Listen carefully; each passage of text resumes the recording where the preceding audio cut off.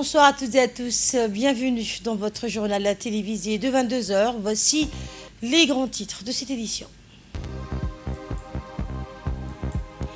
À Rome, le ministre de l'économie et des finances, Ilyas Moussa Douale, renforce la coopération avec le PNUD pour accompagner la mise en œuvre du plan national de développement.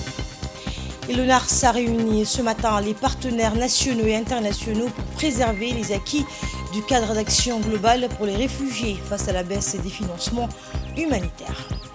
Et l'Espagne décroche son deuxième titre mondial après sa victoire face à l'Argentine en finale de la Coupe du Monde 2026.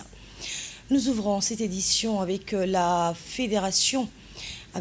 coopération entre Djibouti et ses partenaires internationaux, direction Rome, où le ministre de l'économie et des finances, Ilyas Moussa Douale, a effectué une visite de travail au centre du programme des Nations Unies pour le développement. Accompagné de l'ambassadeur de Djibouti auprès de la FAO, Idrissa Abdou Ali, et de la représentante résidente du PNUD à Djibouti, le ministre a pris part à une séance de travail consacrée au plan national de développement ADEG 2025-2030 et aux perspectives de coopération entre Djibouti et le programme des Nations Unies pour le développement.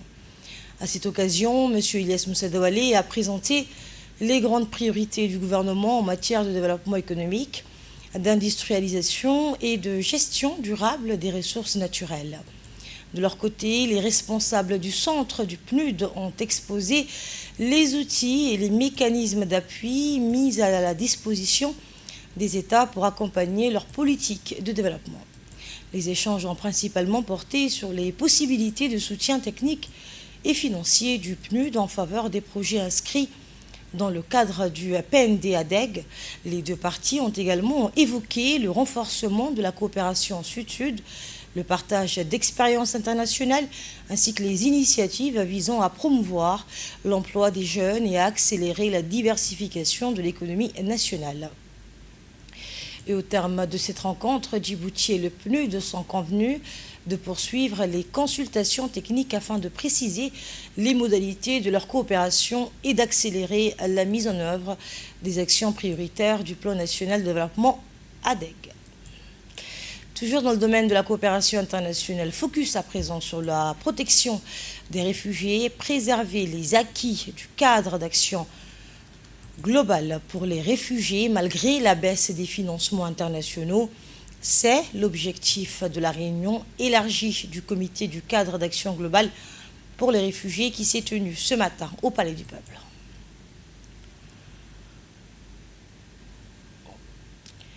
Présidée par le secrétaire général du ministère de l'Intérieur, cette rencontre a rassemblé les ambassadeurs et membres du corps diplomatique, la représentante du Haut-Commissariat des Nations Unies pour les réfugiés, le représentant du programme alimentaire mondial, le préfet de la ville de Djibouti, les représentants des institutions nationales, ainsi que les partenaires techniques et financiers.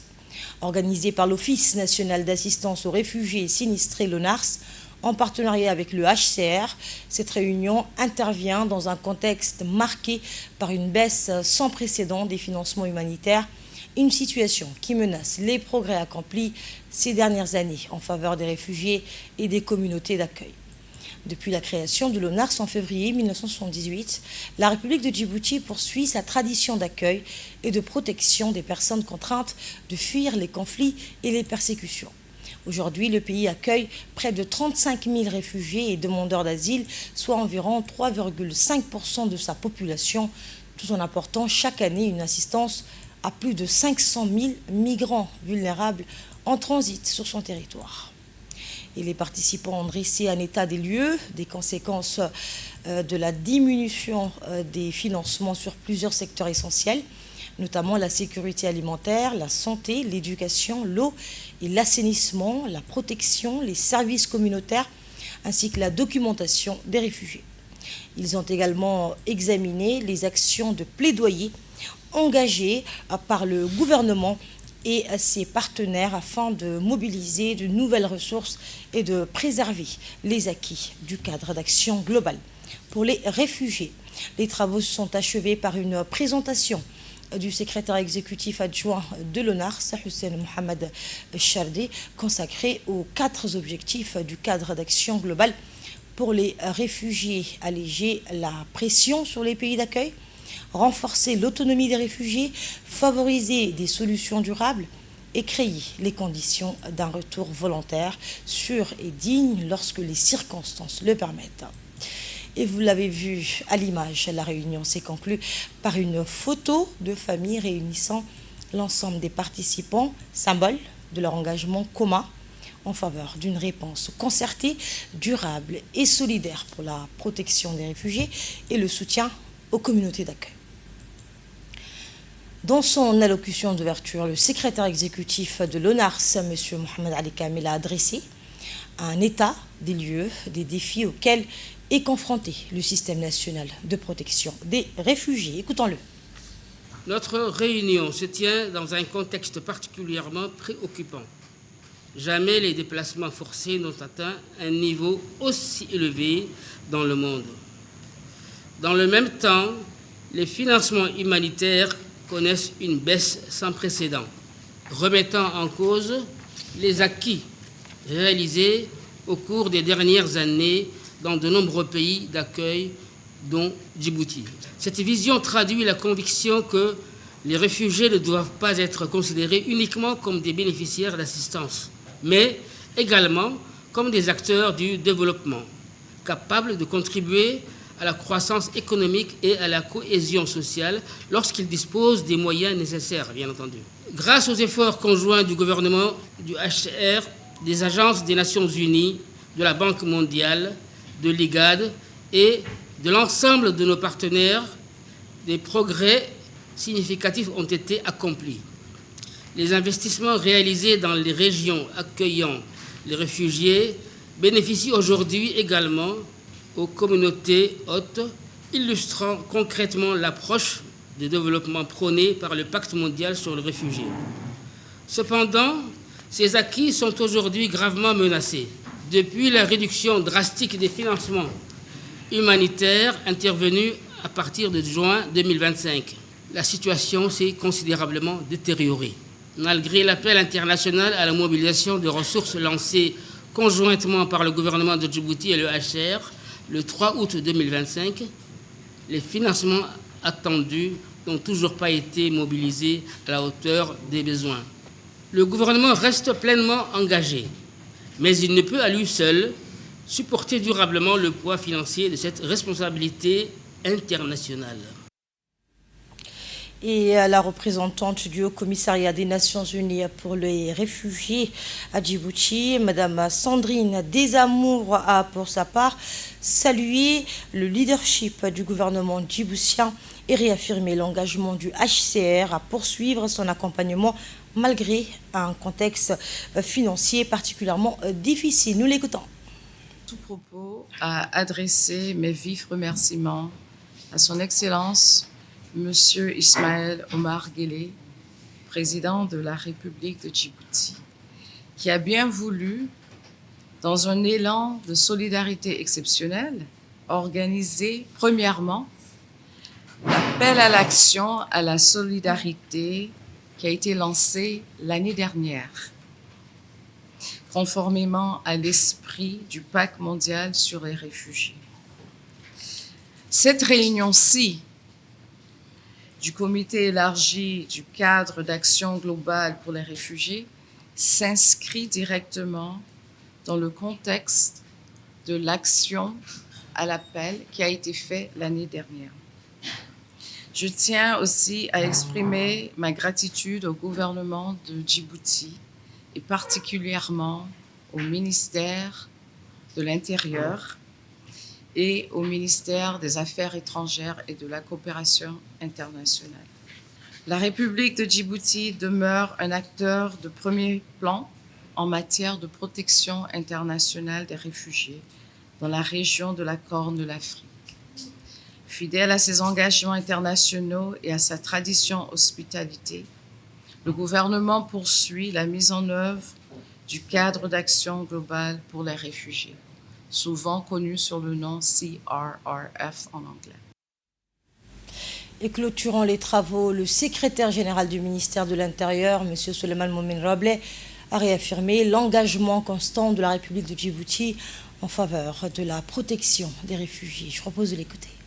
Depuis plusieurs décennies, la République de Djibouti est reconnue comme une terre d'hospitalité, de solidarité et de stabilité, au cœur d'une région marquée par les conflits, les crises humanitaires et les déplacements forcés des populations. Sous le leadership de son Excellence, M. Ismaël Omar Guelleh, président de la République de Djibouti, et grâce à l'engagement constant du gouvernement, notre pays a toujours placé la dignité humaine, la protection des personnes vulnérables et la solidarité au cœur de son action. Malgré des ressources limitées et des contraintes environnementales importantes, Djibouti continue d'assumer pleinement ses responsabilités internationales en accueillant et en protégeant des milliers de réfugiés et des demandeurs d'asile. Cette volonté politique s'est traduite par des réformes ambitieuses. Djibouti a été l'un des premiers États à adhérer au Pacte mondial sur les réfugiés. Notre législation nationale relative aux réfugiés, reconnue parmi les plus progressistes du continent africain, garantit un accès élargi aux droits fondamentaux, notamment à l'éducation, aux soins de santé, à l'emploi, à la justice et aux services publics. Grâce à cette vision, Djibouti est aujourd'hui reconnu comme un modèle régional d'inclusion des réfugiés. Direction à présent la région du Dikil, où un nouveau projet entend renforcer l'autonomie économique des jeunes et des femmes. La ville de l'Unité a officiellement lancé la campagne de sensibilisation du projet intégré de résilience communautaire, organisée par l'Agence djiboutienne de développement social, la DDS. Cette cérémonie marque une nouvelle étape dans la mise en œuvre de cette initiative qui vise à renforcer la résilience économique et sociale des populations. L'événement a réuni le préfet de Dikil, le président du conseil régional de Dikil, Mahad Hussein Ahmed, le directeur général de la DDS, des représentants des ministères concernés, de la Chambre de commerce de Djibouti, ainsi que de nombreux jeunes entrepreneurs venus s'informer sur les opportunités offertes par le projet. À cette occasion, les équipes du projet ont présenté les principaux dispositifs prévus, notamment l'appui aux très petites et moyennes entreprises, le financement des activités génératrices de revenus, le soutien aux installations productives ainsi que le développement des groupements d'entraide par affinité. La rencontre s'est achevée par une séance d'échange permettant aux participants d'obtenir des précisions sur les conditions d'accès aux différents mécanismes d'appui. À ce que cet accompagnement de sensibilisation se déroule dans les meilleures conditions. Merci pour votre appui indéfectible. Enfin, c'est peut-être les remerciements qui me tiennent le plus à cœur. Je vais saluer et remercier les jeunes et les femmes de Dikil venus nombreux ce matin pour s'informer, comprendre, se projeter. C'est pour vous que ce projet a été conçu. C'est autour de vous que cette journée est constituée. Et c'est pour vous que ces fruits deviendront réalité. Votre présence est le plus beau des signaux, celui d'une région debout qui croit à son avenir. On dirait souvent que l'avenir appartient à ceux qui se lèvent tôt. Permettez-moi d'ajouter ceci. Dikil, ce matin, l'avenir appartient à celles et à ceux qui sont levés pour entreprendre. Le préfet de Dikil a appelé dans son intervention les jeunes à saisir les opportunités offertes par le projet Khairat pour développer leurs initiatives et construire leur avenir. Voici un extrait de son intervention. Du conseil régional, Monsieur le directeur général de la DDS, Madame la représentante du ministère de la Femme et de la Famille, Monsieur le sous-directeur de la jeunesse, du ministère de la Jeunesse et de la Culture, Monsieur le représentant de la Chambre de commerce, Mesdames et Messieurs les élus, Mesdames et Messieurs les responsables des services déconcentrés, Mesdames et Messieurs les représentants des organisations de la société civile, chers invités, Messieurs, assalamu alaikum wa rahmatullahi wa barakatuh. C'est avec un réel plaisir que je prends part à cette cérémonie marquant le lancement officiel de la campagne de sensibilisation et de vulgarisation de la sous-convention D du projet intégré résilience communautaire BIRC ou appelé Khairat, dédié au développement des opportunités économiques. Je tiens tout d'abord à remercier chaleureusement l'Agence djiboutienne de développement social pour cette initiative qui traduit la volonté des plus hautes autorités de notre pays sous la conduite de son Excellence, Monsieur le Président de la République, Ismaël Omar Guelleh, de renforcer l'inclusion économique et sociale des populations les plus vulnérables. La région de Dikil dispose d'importantes ressources humaines. Sa jeunesse est pleine d'énergie. Ces femmes font preuve d'un remarquable esprit d'initiative et nos communautés des mères profondément attachées aux valeurs de solidarité. Notre responsabilité est de créer les conditions qui permettront à chacun et à chacune de valoriser pleinement son potentiel. C'est précisément l'objectif. Et le directeur général de la DDS a présenté de son côté les objectifs du projet intégré de résilience communautaire et son rôle dans l'accompagnement des jeunes et des femmes vers l'autonomisation économique. Nous l'écoutons. Aujourd'hui, nous sommes très émus devant le témoignage de notre mère Fatouma qui a démontré que la jeunesse peut réussir. La jeunesse, c'est pas parce que vous avez des diplômes, c'est pas parce que vous n'avez pas trouvé du travail que vous ne valez rien du tout. Au contraire, les gens qui réussissent, justement, ce sont des gens qui commencent de bas. Et quand vous êtes en plus diplômé, c'est beaucoup plus facile. Et je suis encore plus heureux qu'aujourd'hui, je ne vais pas intervenir seulement en tant que directeur de la DDS, mais surtout je vais parler à la jeunesse, parce que moi-même je suis enseignant à l'université, et donc il y a beaucoup d'universitaires et c'est très important. Là, notre mère vous a fait un témoignage. Je vais vous donner 2 autres témoignages. À Hol Hol, il y a une mère qui a également fait la même chose. Elle a commencé de zéro. Donc elle a évolué tout doucement son business, elle s'est construite une maison, et puis elle a ouvert une boutique pour sa fille à Ali Sevier.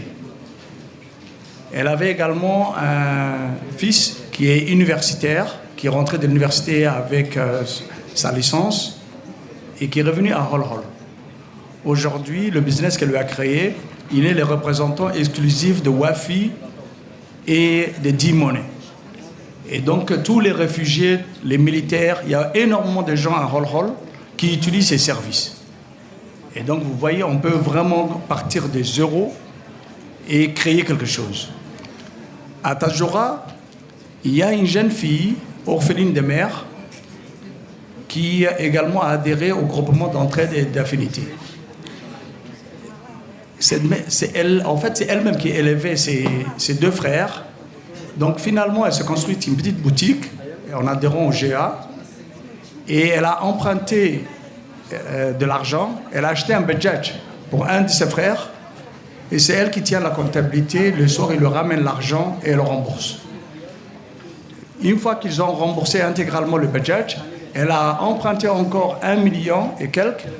Et elle a acheté un bateau de pêche pour son 2e frère. Aujourd'hui, ces 3 jeunes, pour nous, sont sortis de la pauvreté. Le mandat du ministère des Affaires sociales et des Solidarités, justement, c'est la lutte contre la pauvreté. Et aujourd'hui, vous avez vu tous les gens qui sont là. La Chambre de commerce est présente. Nous remercions infiniment le ministère de la Jeunesse et de la Culture pour mettre à notre disposition toujours leur CDC. Et nous avons surtout le ministère de la Femme et des Familles qui va nous accompagner. Vous avez ici présente Yasmine. Je pense que vous la connaissez tous. Yasmine, surtout, c'est une femme entrepreneuse. C'est une femme qui a eu le prix du chef de l'État. C'est la plus haute distinction. Il faut applaudir pour elle. Et nous restons dans les préoccupations du quotidien avec notre magazine consacré aux fortes chaleurs. Chaque été, les températures grimpent et mettent les organismes à rude épreuve. Quels sont les effets de ces épisodes de chaleur sur la santé et le quotidien des populations? Quelles précautions adopter pour mieux s'en protéger? À travers des reportages et des témoignages, notre magazine revient sur les conséquences des vagues de chaleur et vous propose des conseils pratiques pour préserver votre santé et votre bien-être.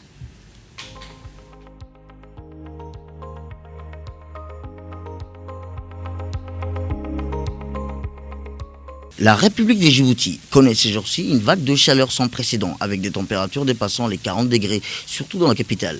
Dans ce cadre, les autorités sanitaires ont lancé des alertes sur les conséquences sanitaires de cette vague de chaleur, appelant la population à plus grande vigilance et à éviter l'exposition directe au soleil durant les heures les plus chaudes, à maintenir une bonne hydratation et à privilégier les endroits ombrage ou climatisés autant que possible. Les experts considèrent ce phénomène extrême comme l'une des manifestations les plus marquantes du changement climatique mondial, qui n'est plus une menace lointaine, mais une réalité quotidienne pour les pays de la Corne de l'Afrique, en tête desquels Djibouti s'est la nécessité urgente de renforcer les plans d'adaptation et de réponse à tous les niveaux.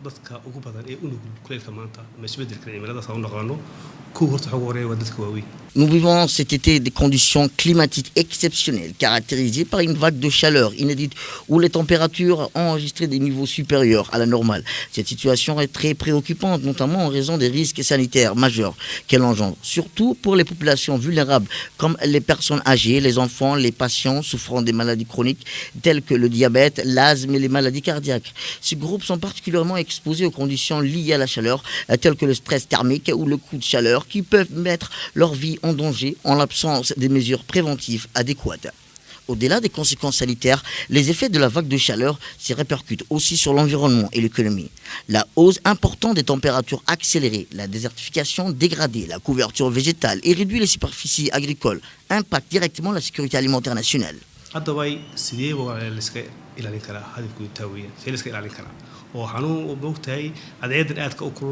Pour prévenir les complications sanitaires liées à la vague de chaleur, je recommande aux citoyens d'adopter plusieurs mesures simples mais efficaces. Il est primordial de boire beaucoup d'eau tout au long de la journée, éviter l'exposition directe au soleil, surtout durant les heures de midi et en fin d'après-midi. Je conseille aussi de porter des vêtements légers, en coton et de couleur claire, qui réfléchissent la chaleur, à défaut de se rendre sur la plage ou dans les espaces ouverts, bénéficiant d'un climat plus clément en fin d'après-midi et une bonne alternative pour atténuer la chaleur. Il est également important de rester dans les lieux ombrage et bien climatisés et d'éviter tout effort physique intense lors des pics de chaleur afin de préserver la santé publique, particulièrement pour les groupes vulnérables. Face aux vagues de chaleur répétées et à l'intensification des effets du changement climatique, la conscience citoyenne et le comportement individuel restent la première ligne de défense contre ces défis croissants. Le respect de ces recommandations ne protège pas seulement les individus contre les risques sanitaires, il renforce également la capacité collective à l'adaptation à cette nouvelle réalité climatique, préservant ainsi des vies et atténuant les charges sanitaires, économiques liées aux vagues de chaleur extrêmes. Et place à présent au sport avec le sacre de l'Espagne, nouvelle championne du monde. Au terme d'une finale disputée hier soir, la Roja s'est imposée 1-0 après prolongation face à l'Argentine. Ferran Torres a inscrit l'unique but de la rencontre à la 106e minute, offrant à son pays un deuxième titre mondial 16 ans après le premier sacre remporté en Afrique du Sud en 2010. Longtemps indécise, cette finale a opposé deux des plus grandes nations du football mondial dans un duel tactique de très haut niveau conclu par le triomphe de la sélection espagnole. Et à Djibouti également, la finale de la Coupe du Monde a rassemblé de nombreux passionnés de football dans les centres de développement communautaire. Hier soir, les CDC ont accueilli la retransmission de la grande finale, marquant l'aboutissement d'une initiative portée par le ministère de la Jeunesse et de la Culture. Pendant plusieurs semaines, ces espaces de proximité ont permis aux jeunes de suivre les différentes rencontres de la compétition dans une ambiance conviviale, faisant des CDC de véritables lieux de rassemblement et de partage. Et pour cette ultime affiche, un public nombreux s'est retrouvé pour vivre ensemble les émotions de la finale. Entre suspense, ferveur et célébration, les supporters des deux équipes ont partagé un moment de convivialité et de cohésion sociale illustrant justement une nouvelle fois la capacité du football à rassembler au-delà des différences.